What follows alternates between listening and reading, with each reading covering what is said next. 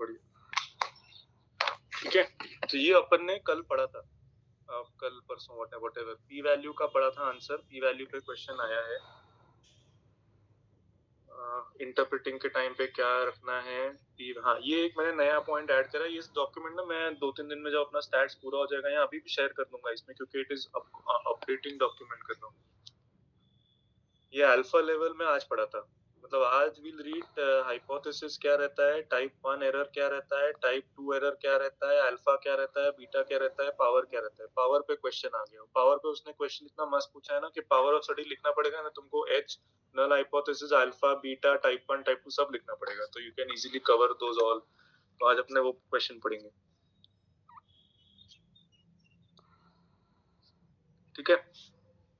So power of study के अंदर we start from here, I take 20 minutes I think, ठीक है। तो स्टैट्स में ना हाइपोथेसिस क्या होता है, we always assume that there is a H0, मतलब नल हाइपोथेसिस। मतलब अगर आपको, जैसे अभी सारा ने पढ़ा है immunotherapy, so immunotherapy in rectal cancer, so if you want to prove थोड़ा दैट, इलाज करो ना। so if you want to prove that immunotherapy will have some survival benefit in rectal cancer, that is something that you want to prove. A novel drug is going to affect your outcome, that is what you want to prove. So in every study you will have a null hypothesis. Null hypothesis is the beginning of the study. Whatever you want to prove, you are anti hypothesizing against it. मतलब your hypothesis will be that there is no association between the novel drug and the outcome. आपको prove करना है जो hypothesis, उसका antithesis आप बनाओगे, that is going to be the beginning hypothesis of your study. So if you want to prove novel agent is efficacious in the treatment, because with DFS or OS or whatever, your hypothesis is going to be that there is no association between the drug that I'm trying and the survival or the outcome. That means you are saying कि standard arm और इसमें कोई फर्क नहीं है. That is going to be your null hypothesis. और दूसरा बात याद रखना, ये आंसर में भी ऐसे लिखना है, और स्टडीज पढ़ोगे तो तब भी उसमें ऐसे ही आएगा, when the null hypothesis is rejected, मतलब आपका हाइपोथेसिस है कि इम्यूनोथेरेपी रेक्टल कैंसर में कोई फर्क नहीं है, and it is rejected, you find out that immunotherapy actually improves the overall survival, or it can improve a organ preservation strategy. So at that point of time you will not say that my null hypothesis is rejected, ठीक है, you will say that it is, मतलब sorry, the null hypothesis is either rejected or not rejected, it is never accepted. ये बात याद रखना. If you find that actually there is no association, you will never say that the null hypothesis has been accepted, you will always say it is not rejected. उसका कारण ये है that अगर आपकी पहली स्टडी है और आपकी स्टडी में वो एक्सेप्ट नहीं हो रहा है, मतलब आपकी स्टडी में वो नो डिफरेंस, सॉरी आपकी स्टडी में वो एक्सेप्ट कर रहा है, तो मतलब ये नहीं है कि वो सच है, क्योंकि आपको टेस्ट कुछ और करना था, आपने लिखा कुछ और था. So always remember, null hypothesis is either rejected or null hypothesis is not rejected. ये याद रखना. Because in the beginning only your hypothesis is null. It is, मतलब you don't go out to prove कि इसमें और इसमें कोई फर्क है ही नहीं. You actually go out to prove that there is some difference, but you are going to prove it by not rejecting your hypothesis or rejecting your hypothesis. ठीक है, तो ये हमेशा याद रखना.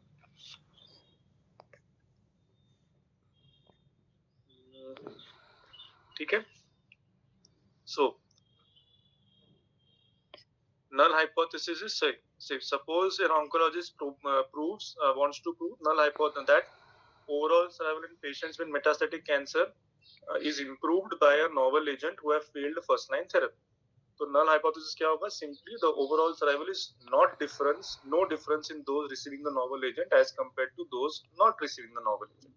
So we have a null hypothesis that states that when the data supports the null hypothesis cannot be accepted, it has to be not rejected. ये हमेशा याद रखना, ये बहुत ही बेसिक है, apparently बार बार आया है, ठीक है. So what is now type 1 error and type 2 error? ये भी मैं खाली लिख देता हूँ, बाद में आप याद रखना, बाद में समझाते हैं. टाइप, सॉरी, ठीक है, type 1 error is rejection error. And type 2 error is not rejected, पर ये एरर है। मतलब टाइप मतलब ऐसे याद रखना है कि 1 में 1 लेटर है तो रिजेक्शन है, 2 में 2 लेटर है तो नॉट रिजेक्शन है, ऐसे याद रखना। पर ये याद रखना जरूर कि ये एरर है, मतलब आपको एक्चुअली रिजेक्ट कर रहे हो बट वो गलत कर रहे हो आप रिजेक्ट। और इसमें नॉट रिजेक्ट यानी समझने के लिए accept, so not reject is also an error.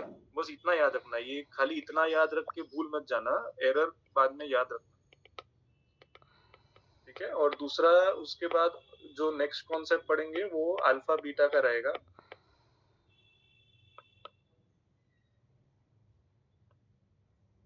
This is alpha, this is beta, इतना याद रखना। ये भी इजी याद रखना, अल्फा इज फर्स्ट लेटर तो 1 और बीटा इज सेकंड तो 2, ये याद रखना। ये बाद में मैं अभी समझाता हूँ, ठीक है। So type 1 and type 2 error क्या है?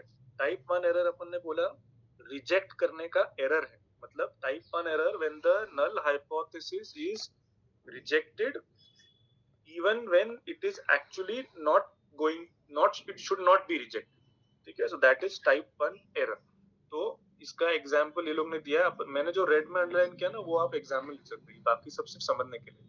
तो देखो एग्जांपल क्या दिया है, null hypothesis we'll use an example that a novel agent and the risk of developing grade 3 fatigue।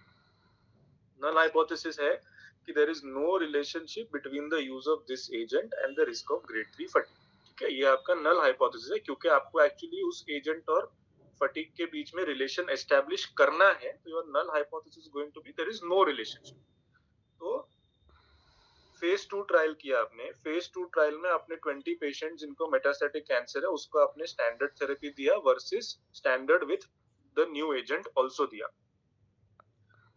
उसके डेटा में आपने टॉक्सिसिटी डेटा कलेक्ट किया और एनालिसिस में ऐसा आया that in the subject studied the rate of grade 3 fatigue is higher among patients receiving the novel agent than those not receiving the novel agent। So technically what did you find in your phase 2 study?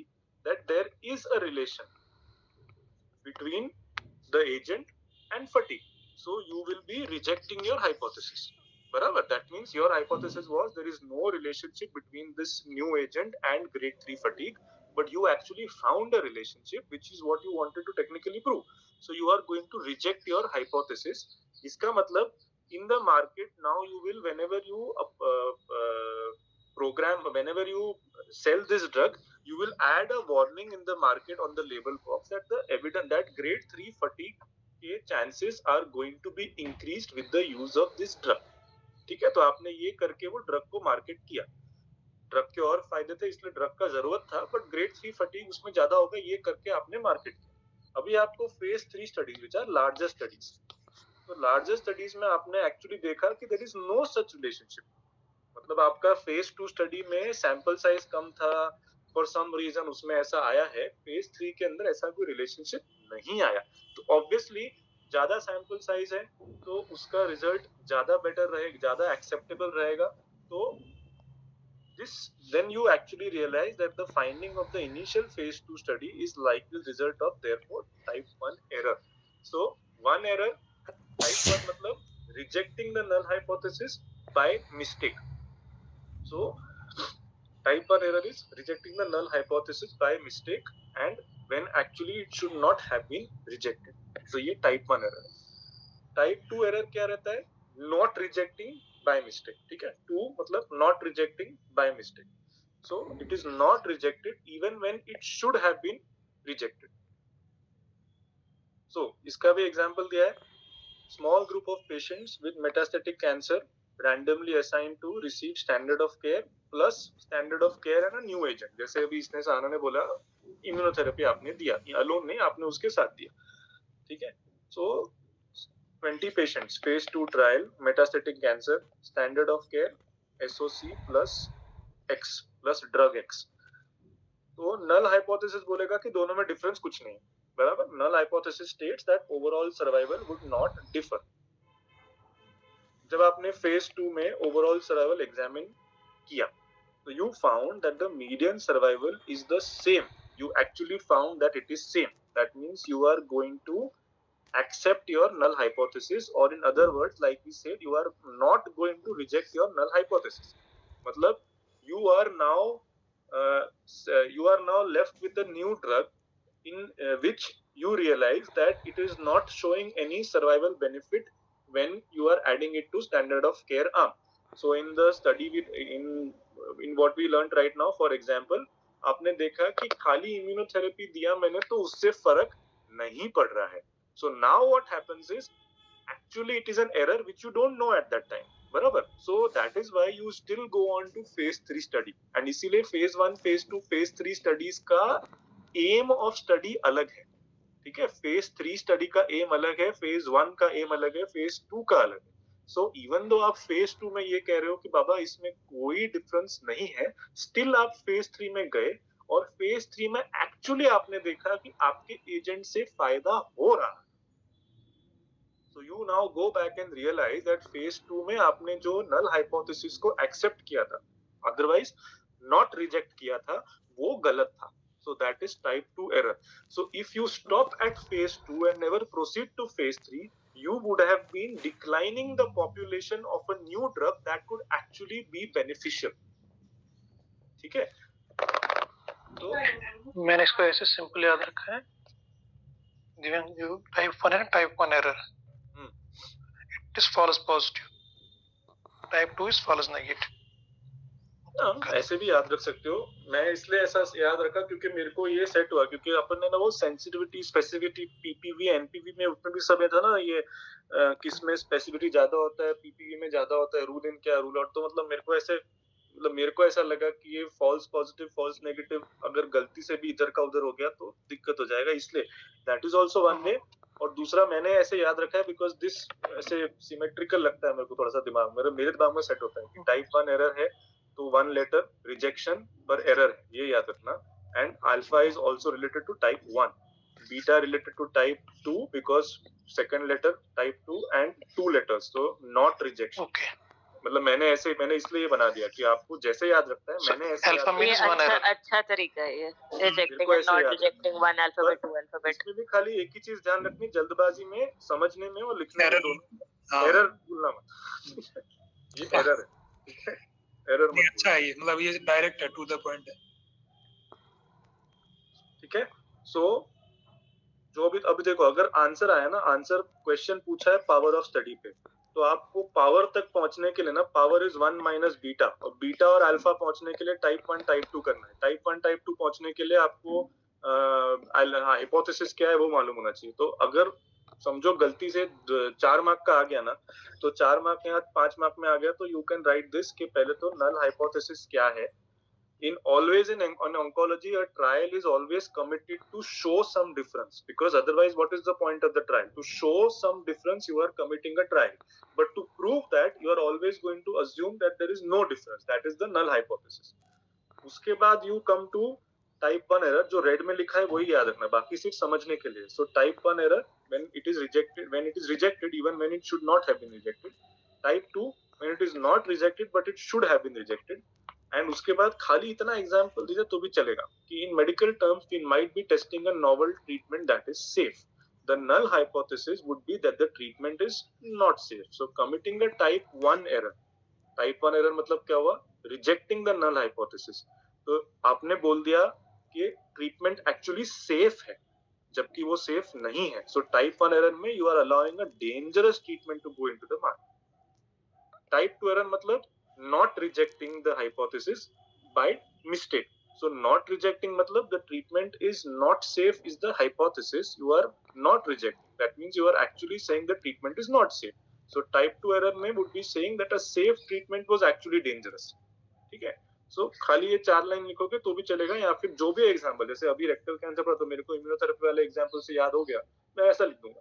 Whatever is convenient. So you basically write definition of type 1, definition of type 2, and you explain in one line with one small example. Then you come to alpha and beta.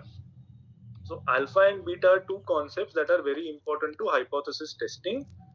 Alpha is the level of significance in hypothesis testing determined by the investigator prior to initiation as part of the experiment design, जैसे अपन p value करते हैं, confidence interval करते हैं, ऐसे alpha और beta भी करते हैं.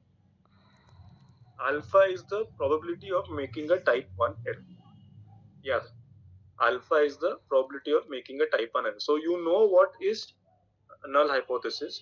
You know you reject or not reject.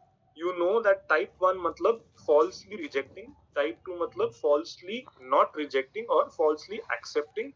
And now what is the chance in your study that this can actually happen? ये भी तो पहले मालूम होगा तो अच्छा रहेगा ना, अदरवाइज आपको मालूम ही नहीं रहेगा, आप कुछ मॉडिफिकेशन करोगे नहीं फेज 2 और फेज 3 में, आप सीधा फेज 2 में 20 पेशेंट ले लिए, फेज 3 में 400 पेशेंट लेने, आपने वो कर ही दिया, तो फिर आपका मॉडिफिकेशन कुछ हुआ ही नहीं फेज 2 और 3 के बीच में.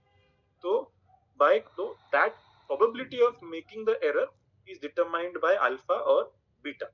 अब ये क्या है डिटेल में मेरे को मत पूछना, मेरे में कितना इतना याद रखा जितना जरूरत है. तो by conventional alpha is the probability of making a type 1 error, beta is the probability of making a type 2 error.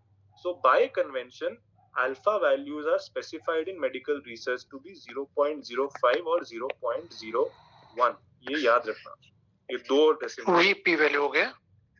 नहीं, वो p वैल्यू अलग है अपेरेंटली. ये भी मेरे को मैं बता रहा नहीं, मेरे को भी अंदर मत घुसाओ, मेरे को नहीं मालूम है इसका जवाब, पर ये p वैल्यू नहीं है, p वैल्यू अलग है. क्यों बीटा तो 0.1 है ना, 0.01 नहीं है. हाँ, बस इतना याद रखना, 0.05 और 0.01, और बीटा का अलग है 0.1 और 0.2. ठीक है, ये याद रखना. So alpha is probability of making type 1 error and therefore the values are less than 0.1. ठीक है, इट इज 0.01 और 0.05. Beta is the probability of making a type 2 error. Typical values are 0.1 and 0.2. ठीक है, बस ये याद रखना इतना. Type 1 error क्या था? Rejecting it when you are actually don't want to reject it. So if you actually go on this example, type 1 error would be allowing a dangerous treatment to go into market. So you actually want this to fall as low probability as possible. You don't want a dangerous C. You can actually say no to a safe treatment. ठीक है ना, safe treatment को no बोल दिया तो at least public का नुकसान नहीं हुआ, फायदा नहीं हुआ पर नुकसान तो नहीं हुआ. टाइप 1 एरर कर दिया तो पब्लिक की बैंड बज गई. ठीक है, सो टाइप 1 एरर का probability has to be very very very low. तो इसीलिए मैं कहा ये एग्जांपल याद रखोगे तो अच्छा रहेगा. Type 1 error is allowing a dangerous treatment to go into market. ये अभी मेरे बोलने पे मेरे को खुद को पूरा समझ में नहीं आ रहा, unless I force my mind to go back to this example and अपने आप से बात करते हैं ना कि हाइपोथेसिस ये था, इसको रिजेक्ट किया, इसको मतलब ये हुआ, तो टाइम लगता है. But point is type 1 error allowing a dangerous treatment to go into market. इस एग्जांपल को याद रख के आप ये रख सकते हो यार. देयरफॉर इसका probability has to be very very very less. So that is why type 1 error has to be in 2 decimals, 0.05 या 0.1. बीटा में क्या कर रहे हो आप? सेफ ट्रीटमेंट डेंजरस डिक्लेयर करके पब्लिक में लेके ही नहीं आते, और एटलीस्ट पब्लिक का नुकसान नहीं कर रहे. तो बीटा का वैल्यू थोड़ा सा इसके ऊपर हो सकता है, कोई दिक्कत नहीं. तो you are doing it 0.1 and 0.2. ठीक है दिव्यांग, टाइप 1 एरर बोल रहे थे कि रिजेक्शन एरर, मतलब actually there is benefit but you are rejecting. But अभी बोल रहे हैं कि you are not releasing into the markets, they're way protecting the patients. null hypothesis, Mohan. Rejecting null hypothesis. Rejecting null hypothesis. Null hypothesis क्या बोलता है कि कोई एसोसिएशन नहीं है, उसको आप रिजेक्ट कर रहे हो, मतलब एक्चुअली एसोसिएशन है. ओके, ये एग्जांपल इसलिए बोला क्योंकि एक्चुअली एसोसिएशन है ना, आप इसमें सर्वाइवल भी देख सकते हो, डेथ भी देख सकते हो. इसने ये एग्जांपल में अच्छा खासा देम दिया है कि we might be testing a novel treatment which is safe. ठीक है, drug X is safe as compared to null hypothesis थी कि हम जो नई ड्रग ला रहे थे वो नई ड्रग पुरानी ड्रग से अच्छी नहीं है या बराबर है. That is null hypothesis. तो अल्फा एरर ने हमने रिजेक्ट कर दिया कि नल हाइपोथेसिस गलत है, हमारी जो नई ड्रग है वो बेटर है. ठीक है, और हमने उसको रिजेक्ट करके वो ड्रग मार्केट में लॉन्च कर दी, पर वो ड्रग अच्छी नहीं थी, तो मरीजों का नुकसान हो गया. इसको ऐसे ही याद रखो. ठीक है, सो याद रखने के लिए देयरफॉर अल्फा टाइप 1 एरर, इसने क्या बोला था इशफाक ने, टाइप 1 इज फॉल्स पॉजिटिव कहा था ना तुमने. हाँ, फॉल्स पॉजिटिव. हाँ, तो you don't want false positives. ठीक है, तो by convention you keep alpha very less 0.01 या 0.05, बीटा आप फिर भी अलाउ कर सकते हो, दैट इज 0.1 एंड 0.2, ठीक है। सो टाइप 2 एरर का probability is set by beta, typical values are 0.1 to 0.2। अभी आता है तुम्हारा एक्चुअल क्वेश्चन का answer, beta is directly related to the power of a statistical test. Power is the probability of correctly rejecting the null hypothesis when it is not true, ठीक है। Beta क्या था? Not rejecting the null hypothesis by mistake, ठीक है। So not rejecting मतलब accepting the null hypothesis by mistake was beta. Power is ulta. Okay, so probability of correctly rejecting the null hypothesis when it is actually not true. So that is power. Power is 1 minus beta. ठीक है, इतना याद रख लो। और क्या था इसके आगे? मैंने और कुछ पढ़ा था, relative risk and odds ratio. हाँ, ये पढ़ा दूं या ये राकेश के बाद पढ़ाऊं? Relative risk and odds ratio. Odds तो पढ़ा दिया था, पढ़ा देना। नहीं, वो ऑड्स पढ़ा दिया, इसीलिए रिलेटिव पढ़ा था। रिलेटिव रिस्क और ऑड्स रेशियो में फर्क क्या है मैं बताता। देख, अपन ने ना पहले स्टडीज पढ़ी थी, ये रही स्टडीज, कहाँ गई स्टडीज। तो ऑड्स में मैंने तुमको कहा था कि सब कुछ सी से याद रखना। ऑड्स केस कंट्रोल में अप्लाई होता है, कोहॉर्ट में अप्लाई होता है, क्रॉस सेक्शन में अप्लाई होता है। ऑड्स रेशियो में कंफाउंडिंग फैक्टर भी याद रखना, ये सब मैंने तुमको कहा था। अभी इसमें खाली इतना याद रखो, ये रिलेटिव रिस्क और ऑड्स रेशियो में, क्योंकि ये इंपॉर्टेंट है इसलिए आएगा लॉजिकली, कि realize that cohort study is ideally a prospective study, ठीक है ना। आप एक, या फिर रेट्रो प्रोस्पेक्टिव, मतलब बेसिकली आप एक पेशेंट पॉपुलेशन को आइडेंटिफाई कर रहे हो, उसको आप फॉलो कर रहे हो, या आपके पॉइंट ऑफ आइडेंटिफिकेशन से, या फिर भाई उसको पीछे से फॉलो कर सकते हो, पर आपने चालू किया यहाँ से, तो रेट्रो। पर there is some form of prospective study in a cohort study. So cohort is always prospective. Case control is जहाँ पे आपके पास आउटकम है ऑलरेडी, पर वो आउटकम डिफरेंट है। दो कैंसर के पेशेंट्स का आउटकम डिफरेंट है, तो वो डिफरेंट क्यों है वो आप बैक डेट में जाके आइडेंटिफाई करने का ट्राई कर रहे हो। So it is an observational study because you are not really bringing out any experimentation, आप कुछ नया नहीं लेके आ रहे हो इसके अंदर। सो it is an observational study and it is a retrospective study where the outcomes are already there. You are comparing on the basis of some supposed causal attribute कि बाबा इन दोनों में difference क्या था कि ये दोनों ऐसे बन गए। तो ये केस कंट्रोल कोहॉर्ट इतना याद रखना। Cross section is a snapshot in time, वो अपन ने बोला था। तो इसके अंदर भी तुम कोई इंटरवेंशन नहीं कर रही हो, just taking one point of time जिसके अंदर आप स्टडी कर रहे हो। इसको याद रख के you come to relative risk. Cohort mostly like prospective होता है ना, it can be retrospective also. Cohort कौन सा? कोहॉर्ट, हाँ मैंने बोला ना, cohort can be retrospective also, but it has some component of prospectiveness also because you follow the patient, because you are identifying a risk factor and you want to achieve an outcome yet. So आप नहीं ऐसा पूछते हैं कई बार, like से for example CA pancreas है and we are seeing कि alcohol, smoking, gallstone ये सब रिस्क फैक्टर है कि नहीं। So we can go in literature like data, we can pick up old data and then we can analyze it. So CA pancreas is just a cohort. Patients having CA pancreas is a cohort.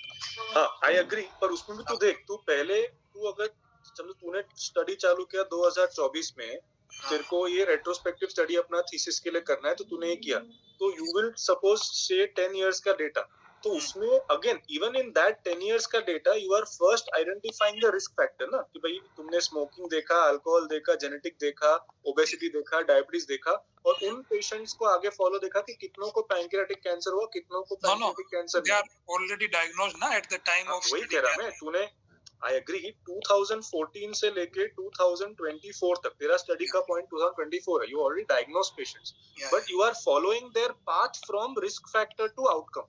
Yes, ये कह रहा मैं, this path is important. but this is in retrospect ना. Yes, it is in retrospect, but the path is from risk factor to outcome because you want to establish some intervention that could be done. जबकि case control के अंदर उल्टा है, you are taking an outcome and you are trying to identify the possible risk factors. नहीं मैं just वो बोल रहा था क्योंकि पूछते हैं कई बार कि कोहॉर्ट कैन बी रिट्रोस्पेक्टिव और not. Yes, cohort can be retrospective, but the study is, in a manner of speaking, prospective from risk factor to outcome. That is causation. You are confusing time with causation. Time, like retrospect and prospect is only with respect to time only. Time. Yeah. ठीक है. So अभी relative risk और odds ratio में क्या फर्क है? ठीक है, उसमें भी इसने एक फिक्शनल एग्जांपल लिया सेम चीज के लिए. लेट अस से 24 पेशेंट हैं विद ब्रेस्ट कैंसर. ठीक है, आउटकम पता है, 24 पेशेंट हैं breast cancer, have undergone BCS and axillary surgery. आपके पास फाइनल हिस्टोपैथ है, उसमें आपने लिम्फ नोड्स भी देखे और ट्यूमर का साइज भी देखा. तो आपने बेसिकली डेटा डिवाइड, दोनों जगह देख सेम टेबल है, इसमें रिलेटिव रिस्क निकाला, इसमें ऑड्स रेशियो निकाला, दोनों जगह सेम टेबल है. आपने ट्यूमर साइज का कट ऑफ 2 सेंटीमीटर लिया और लिम्फ नोड्स पॉजिटिव या नेगेटिव लिया. ठीक है, तो अभी रिलेटिव रिस्क क्या है? Relative risk is calculated by this 7 upon total, 3 upon total. ठीक है, अब इसको कंफ्यूज मत करना. Positive predictive value was 7 upon total and 13 upon total. ये पीपीवी और एनपीवी होता था अगर यहाँ पे कोई स्क्रीनिंग टेस्ट होता था तो. रिलेटिव रिस्क में ये लेना है.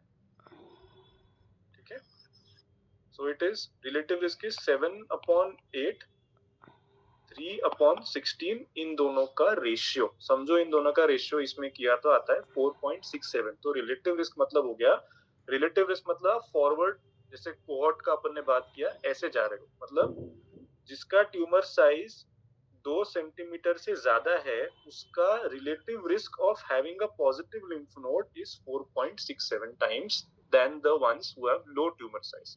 सो द रिलेटिव रिस्क और probability of a patient with a tumour greater than 2 centimeter having an involved lymph node is 4.6 times the probability of a patient with tumor less than 2 centimeter having involved lymph nodes. ठीक है, तो you are comparing tumor size and lymph node, इसीलिए आपका ratio 7/8 and 3/16 का ratio, ये कहीं पे नहीं आता.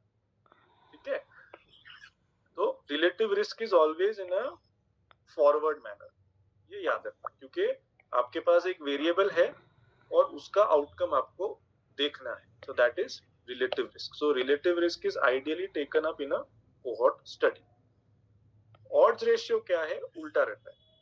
क्रॉस सेक्शनल, जैसे ऑड्स में क्रॉस, और ऑड्स भी इसमें भी आप ऑड्स कर सकते हैं, ऐसी बात नहीं है. अपन बोला ना ऑड्स में you can do both, cross sectional का अपना कोहॉर्ट स्टडी एंड तीसरा क्या था, क्रॉस सेक्शनल कोहॉर्ट, एंड तीसरा बता सी, सब में कर सकते हो. But ideally odds ratio should be done in a reverse manner. यहाँ पे आपको क्या है, what are the odds of getting that outcome. तो इसमें जैसे आपने ऑड्स रेशियो निकाला, cross product ratio, that based on the data set used, if you have a tumor greater than 2 centimeter, the odds are approximately 30:1 that lymph nodes will be involved by cancer. देख, statement दोनों का same है, stats में ना पूरा यही त्रास है, स्टेटमेंट दोनों का सेम है, पर बोलने का तरीका अलग है. यहाँ पे आप एक पेशेंट को ये बोल रहे हो कि अगर आपका ट्यूमर 2 सेंटीमीटर से ज्यादा हुआ, पेशेंट आपके पास क्लिनिकल एग्जामिनेशन के लिए ऑन टेबल आया है ओपीडी विजिट में, तो आप उसको बोल रहे हो कि मैं एक्जिला एड्रेस करने वाला हूँ, जबकि मेरे को एक्जिला में कुछ लग नहीं रहा है. वो बोलेगा क्यों कर रहे हो? तो आप बोलोगे अगर आपका T2 ट्यूमर है विच इज 3 सेंटीमीटर, मतलब मोर देन 2 सेंटीमीटर, तो आप ये कहना चाहते हो कि since your tumour is more than 2 centimetre, there is a 4.67 chance, 4.67 times chance, more chance that you have a positive lymph node than for another patient who has a tumor less than 2 centimeter. Odds ratio में उल्टा कह रहे हो. Odds में आप कह रहे हो कि अगर आपका ट्यूमर 2 सेंटीमीटर से ज्यादा है तो your odds, your chances of having a lymph node is 30:1. इन दोनों में कोई रिलेशनशिप फाइंड करने का कोशिश मत करना. It is just saying the same thing with a different manner, इतना ही. पूरा डेटा सेट सेम ही लिया है वो लोग ने एग्जाम्पल के लिए. तो इसमें सिर्फ समझना आपको ये है कि cohort studies are best analyzed using relative risk. Case control studies are most appropriately analyzed by using odds ratio. ये forward, ये backward, इतना खाली याद रखना. ये इसीलिए important है क्योंकि मतलब the only question that I could think of conceptually speaking is that कि आप कौन सा रेशियो किस पे लगाते हो. जैसे कोई टेस्ट आप कर रहे हो तो इस स्टडी में आप काई स्क्वायर कर सकते हो, इस स्टडी में आपको टी टेस्ट करना चाहिए, इस स्टडी में आपको जेड टेस्ट करना चाहिए. तो ऐसा है, आप ये देखो टेबल लेके केस कंट्रोल में केस कंट्रोल सीसी तो ऑड्स में डीडी. ठीक है. जैसे भी याद रहता है. Point यार अभी ये कि एग्जाम design of- में कितना याद रहेगा नहीं पता है मुझे, तो पर इन्होंने तुम ऐसे लिखा है, पढ़ाया अच्छा. design of a cohort study is based upon categorization by exposure to a risk factor. Design of a case control study is by categorization by outcome. तो आपका स्टडी का कैटेगराइजेशन ही वाया आउटकम या वाया रिस्क फैक्टर होता है इन अ cohort study और इन अ ये. तो जब भी आपका कैटेगराइजेशन रिस्क फैक्टर के हिसाब से होता है कि अगर रिस्क फैक्टर प्रेजेंट और एब्सेंट, दैट इज तो आप रिलेटिव रिस्क निकालोगे. तो आप रिलेटिव रिस्क निकालोगे. जब आपका कैटेगराइजेशन आउटकम के हिसाब से हो रहा है कि ये आउटकम है मेरे पास, अब इसका रिस्क फैक्टर ढूंढने का कोशिश करो, तो आप आउटकम है ऑड्स रेशियो निकालो. आउटकम एंड ऑड्स भी ठीक है. ओके, बाकी ऑड इसमें भी निकाल सकते हो, इसमें निकाला ही ना आपने. But ideally speaking, odds ratio has to be done on a study which is categorized by outcome, that is a cross sectional study. Relative risk has to be done on a study which is categorized by risk factor, that is a cohort study. ठीक है.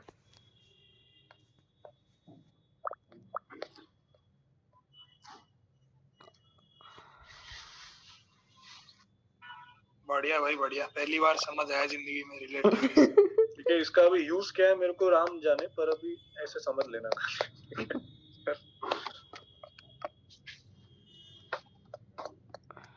ये document ना एक बार अपना stats पूरा हो जाएगा ना, फिर ही मैं शेयर करता. बाकी अपने ऐसे बीच बीच में रिवाइज कर लेंगे. यार कर दे. मैं ना मतलब हम लोग, मुझे ऐसा लगता है मैं तो भूल जाती हूँ, तो घर पे बेटर है. किसका? मैं कर दूंगा क्योंकि मैं एक्चुअली ये एक ही डॉक्यूमेंट में ऐड करता जा रहा हूँ. मैं कर देता फिर ऐसा करता, तो एक वो फाइनल डॉक्यूमेंट को मैं फाइनल मार दूंगा. तो मतलब रिलेटिव रिस्क हो गया. Relative risk is like having something in exposed versus non exposed, है ना? और वो odds is out, odds of happening lymph node positive versus lymph node negative. Yes. समझ आया मेरे. Okay.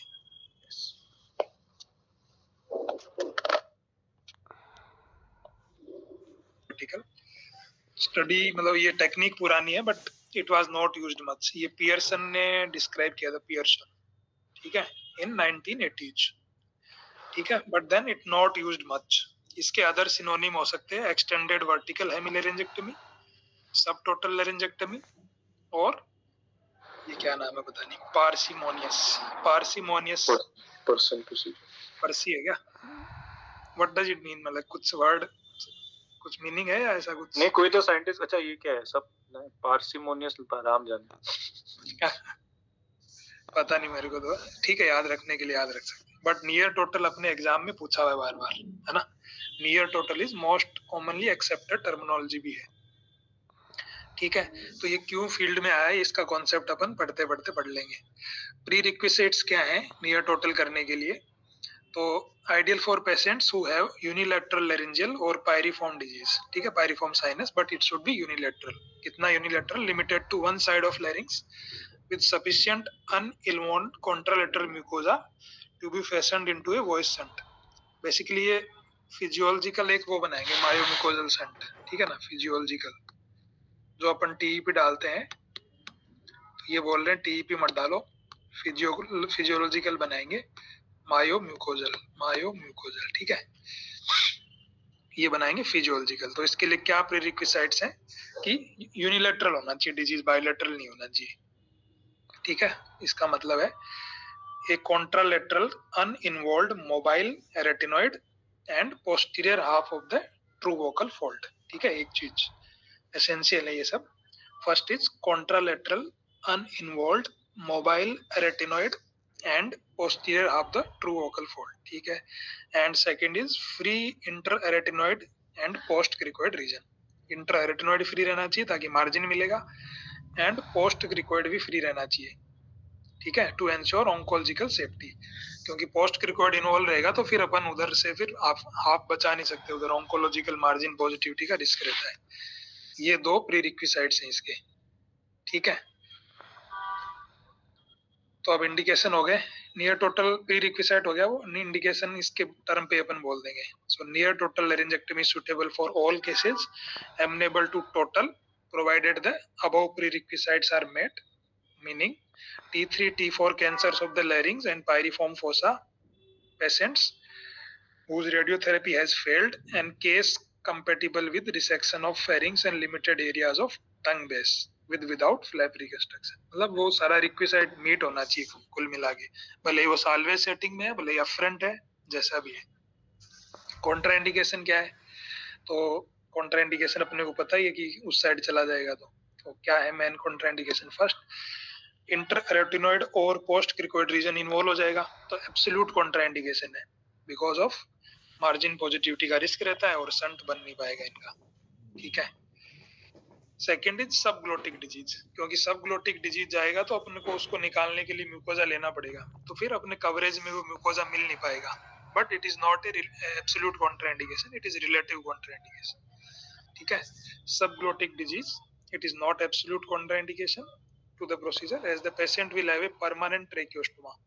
However, extensive posterior subglottic extension will leave insufficient mucosa to fasten the shunt.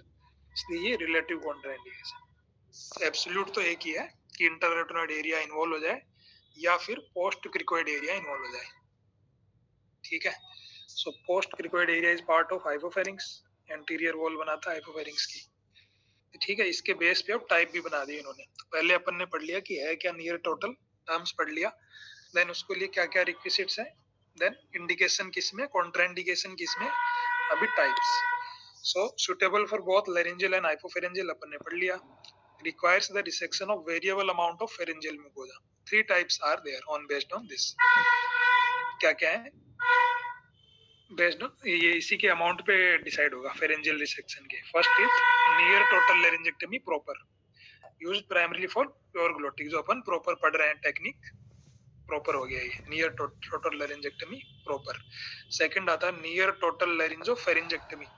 ये कब करेंगे? जब involves the partial resection of piriform fossa mucosa with primary closure. मतलब larynx के अलावा अपन ने हाइपोफेरिंग्स का भी पार्ट ले लिया कुछ, तो उसको बोलेंगे अपन near total laryngopharyngectomy. And third is extended near total laryngopharyngectomy, which involves more extensive hypopharyngeal mucosa resection necessitating a flap repair. जो अपन रिलेटिव कॉन्ट्राइंडिकेशन बोल रहे थे, उसमें अगर अपन कर दें और एक फ्लैप लगा दें लाके कहीं से, so we will call it extended near total laryngopharyngectomy. तो 3 टाइप हो गए, near total NTL proper, then near total laryngopharyngectomy NTLP. ठीक है. And third is extended NTLP. 3 type हो गए.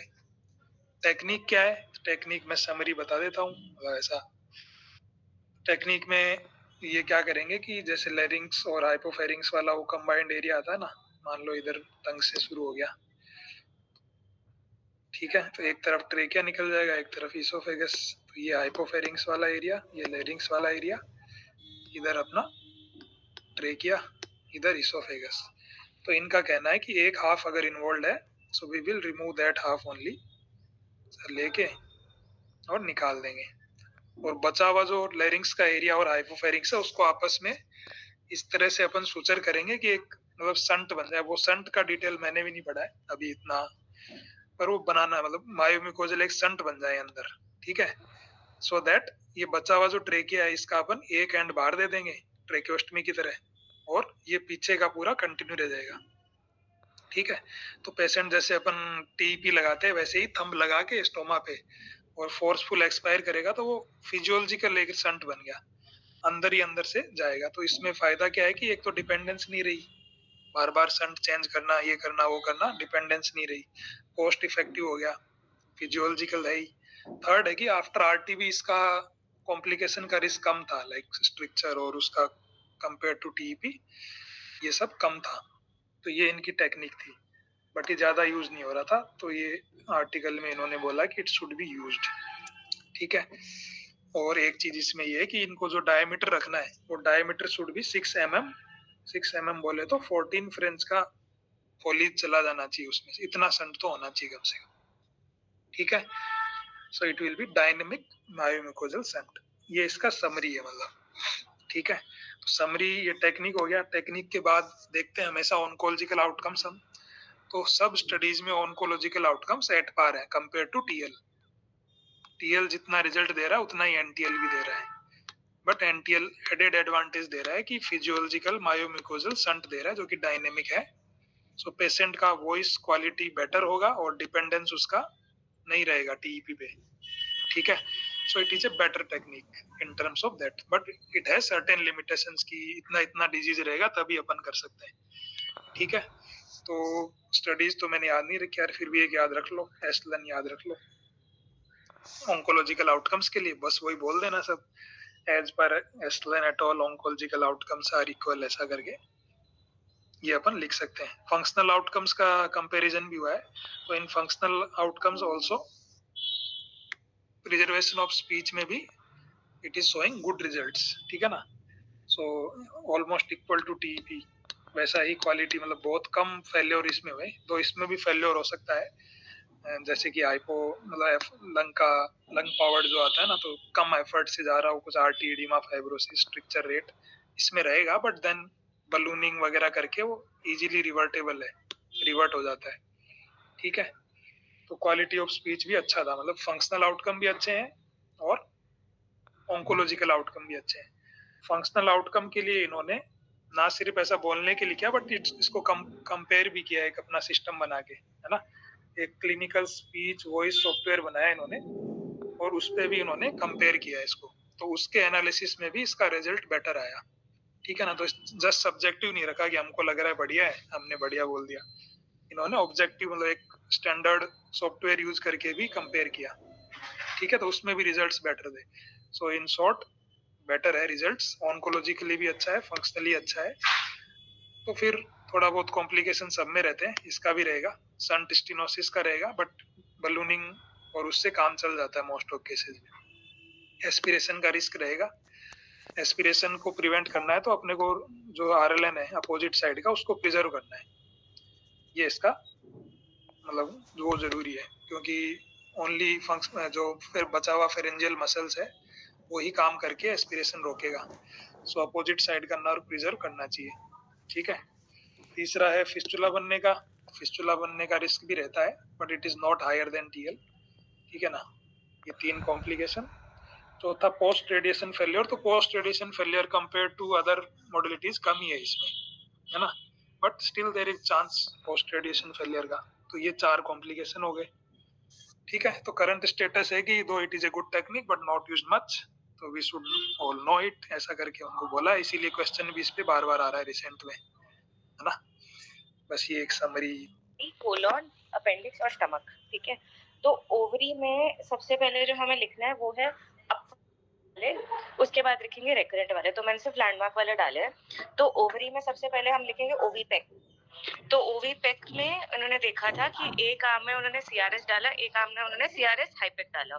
तो उन्होंने देखा कि ओवरऑल सर्वाइवल बेनिफिट था उनमें जिनमें आपने हाइपेक किया था, that is 45.7 months versus 39.9 months, और रेकरेंस फ्री सर्वाइवल भी बेटर था, ठीक है। कोई खासा मॉर्बिडिटी नहीं बढ़ी थी। इन्होंने यूज किया था सिस्प्लाटिन एंड कार्बोप्लाटिन, ठीक है। तो ओवीपेक जो है, जब आप इंटरवल सेटिंग्स में इन प्राइमरी सर्जरी मतलब पहली बार जब ऑपरेट करते हो तो उसमें ओवीपेक आपको लिखना है। उसके अलावा 2 और ट्रायल आप लिख सकते हैं, एक है वैंड्रियल करके, उन्होंने भी हाइपेक during interval cytoreductive surgery after NSCT किया था। तो उन्होंने कहा था कि रेकरेंस फ्री सर्वाइवल विद हाइपेक was 15 months and without HIPEC was 11 months, और ओवरऑल सर्वाइवल बेनिफिट भी आया था। और एक कोरियन स्टडी थी, उसने बोला था कि सिग्निफिकेंट ओएस बेनिफिट होता है फिर डोज जिनको आप हाइपेक करते हो, तो उनमें 47.9% आया था ओवरऑल सर्वाइवल 5 इयर्स में, 27.7% कंट्रोल्स में था। तो ये था इंटरवल में जब आप प्राइमरी ट्रीट करते हो, तो एक ओवीपेक, एक वैंड्रियल और एक कोरियन। रेकरेंट जब आप बोलते हो तो आपको चिपॉर लिखना है, चिपॉर अभी आया है। तो चिपॉर स्टडी में रैंडमाइज फेज 3 स्टडी जो आपने रेकरेंट ओवेरियन कैंसर के लिए की थी, ये 2011 से 2021 तक है।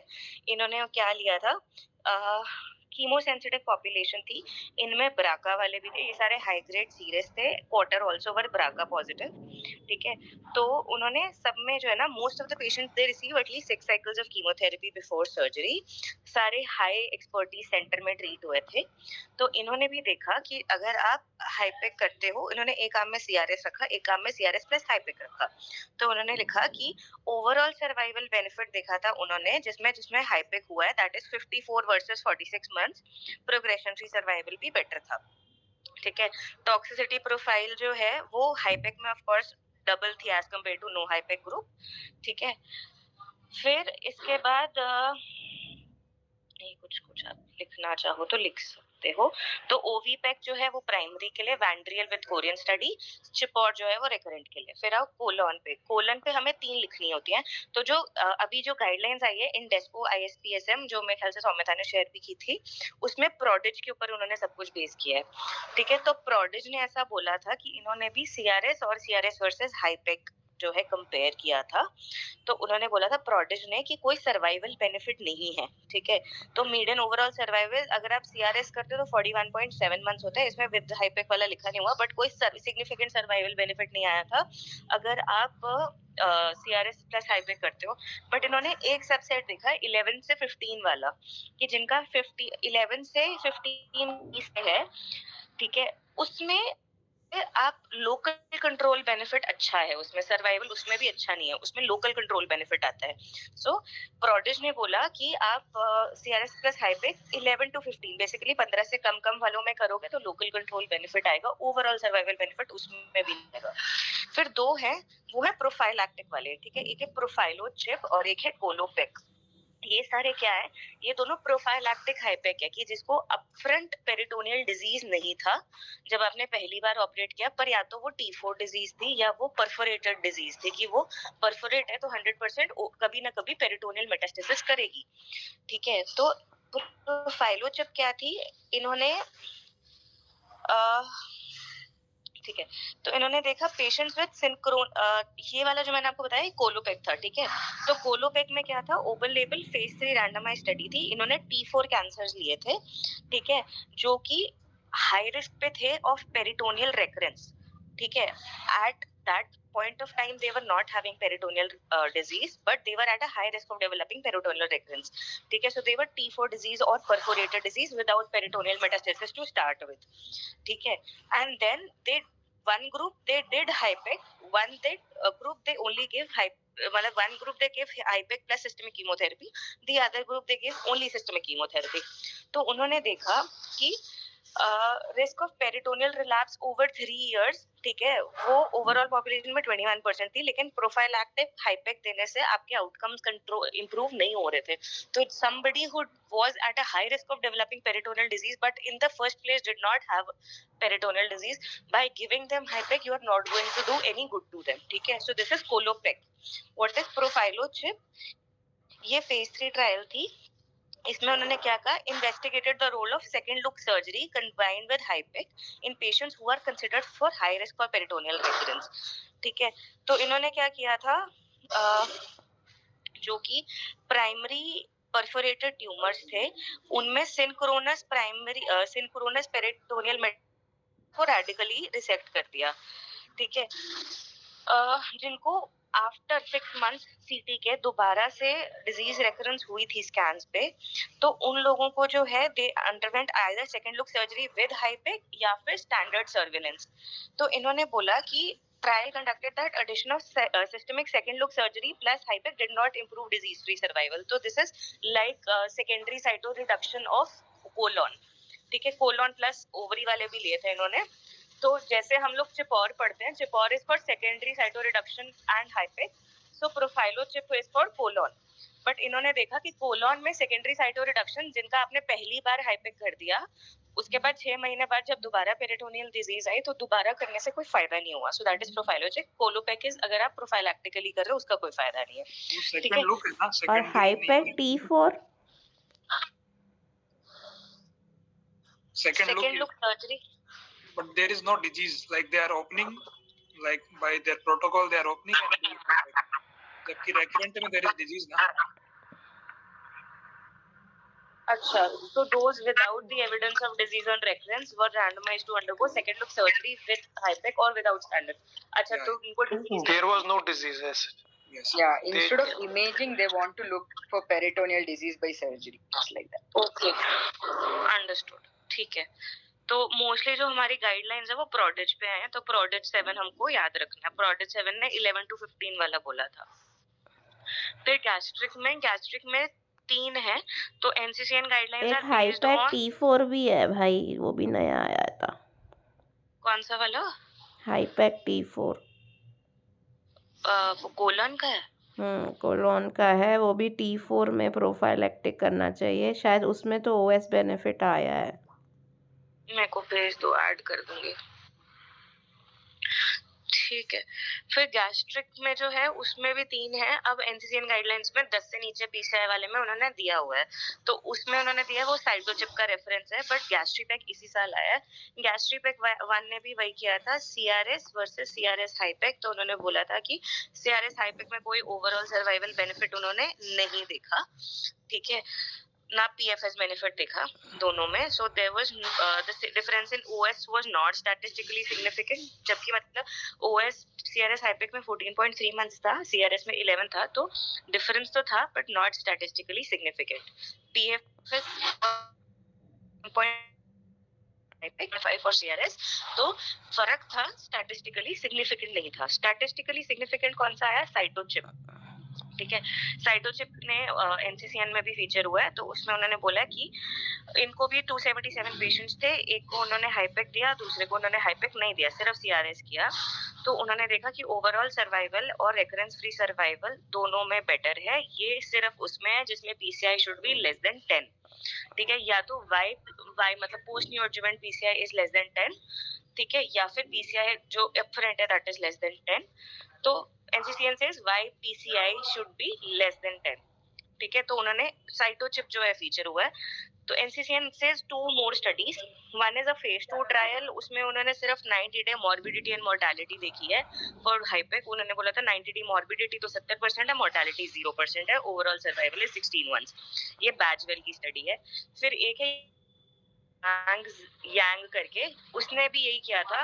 उन्होंने भी सीआरएस अलोन वर्सेस सीआरएस हाइपैक ग्रुप कंपेयर किया था, तो उन्होंने बोला था 32 मंथ्स का उनका फॉलोअप था.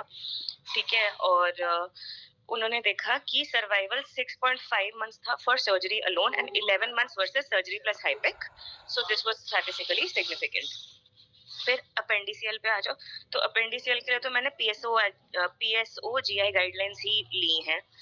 ठीक है, तो पीएसओ जीआई गाइडलाइंस ये बोलती हैं कि पेरिटोनियल डिसेमिनेटेड डिजीज जो पीएमपी होता है, तो हमें पता है कि अपेंडिक्स में 2 टाइप का डिजीज होता है, एक लैमन और एक हैमन, और जो तीसरा होता है वो अडीनोकार्सिनोमा हम कंसिडर करते हैं. तो लैमन में क्या होता है, बेटर प्रोग्नोसिस होता है, हैमन खराब प्रोग्नोसिस वाला होता है. ठीक है, तो उन्होंने बोला कि CC0 अगर आपने अचीव कर लिया, that is the most important factor. सबसे पहले प्रोटोकॉल उन्होंने माइटोमाइसिन C यूज करने के लिए बोला है 41 to 43 डिग्री पे.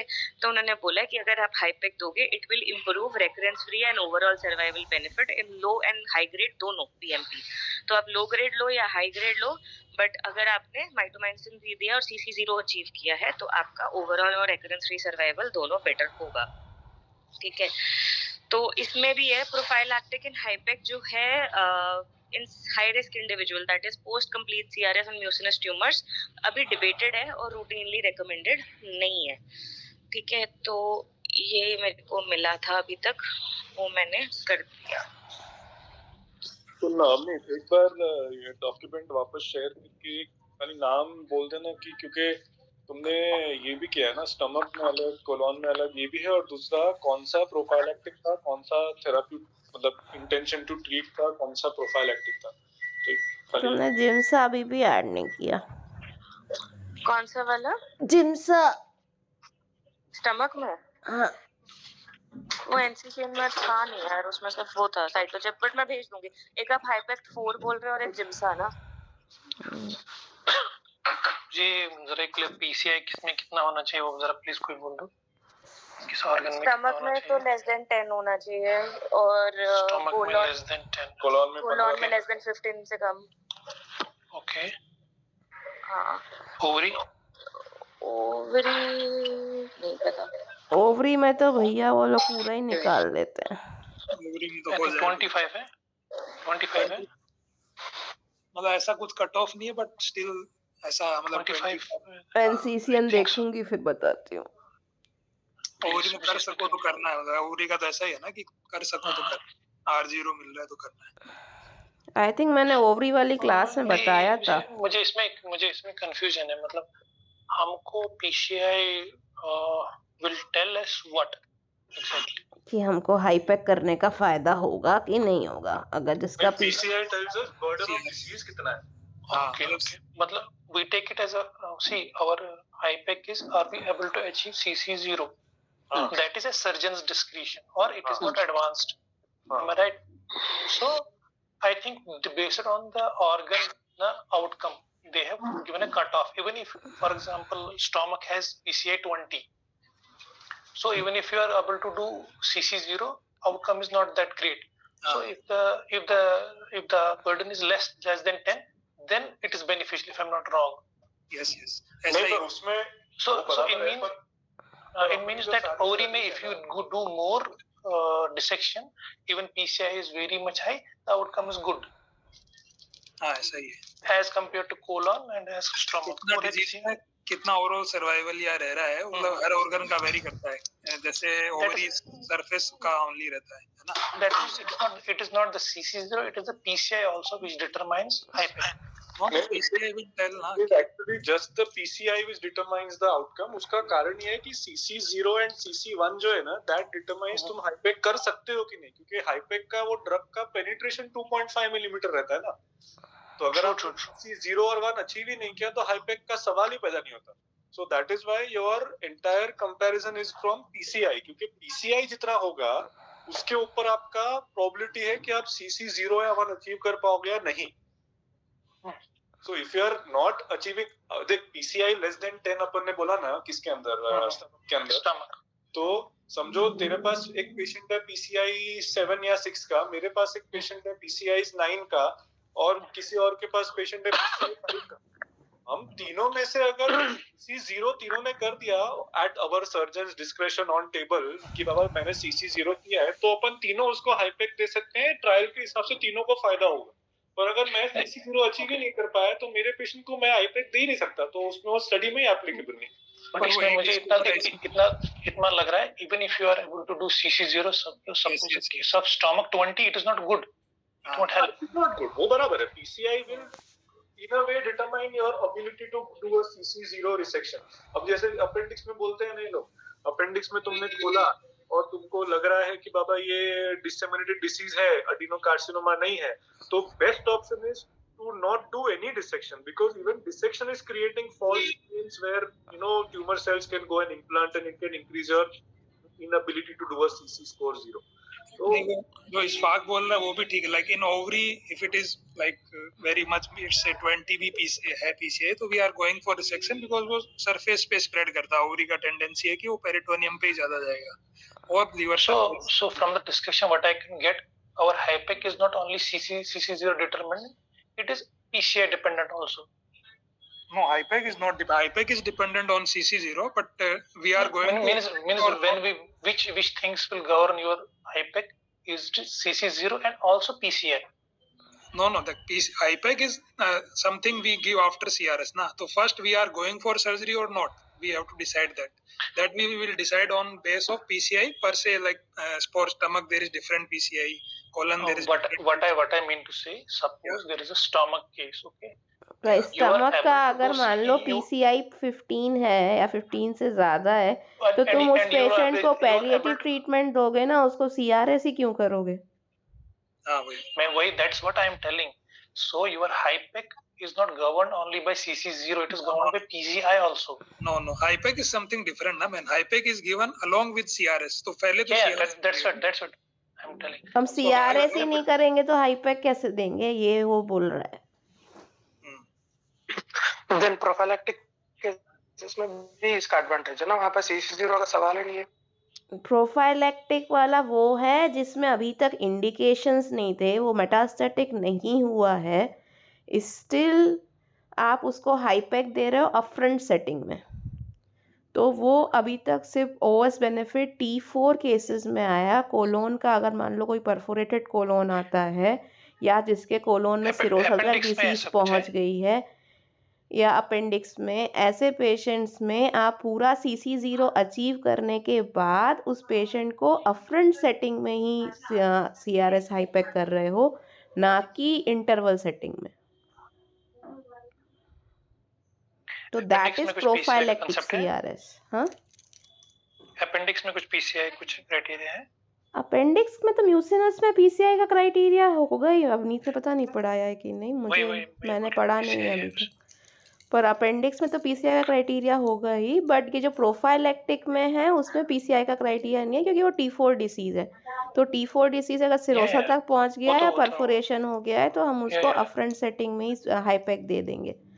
तो उससे वो बोल रहे हैं कि रिकरेंस पेरिटोनियल फ्री इंटरवल अच्छा है, पेरिटोनियल रिकरेंस अच्छा है एज कम्पेयर टू जिसको हम अफ्रंट सेटिंग में CRS नहीं कर रहे हैं। उसमें भी शायद OS बेनिफिट सिर्फ हाईपैक T4 में आया है, बाकी में नहीं आया है। अभी हाईपैक T4 पढ़ना है मुझे। प्रोफाइलेक्टिक CRS तो ऐसा है ना कि रिस्क है, तो हमने ऐसा डिजीज नहीं है उधर, बट वी आर रिमूविंग कि टू सी माइक्रोस्कोपिक डिजीज। या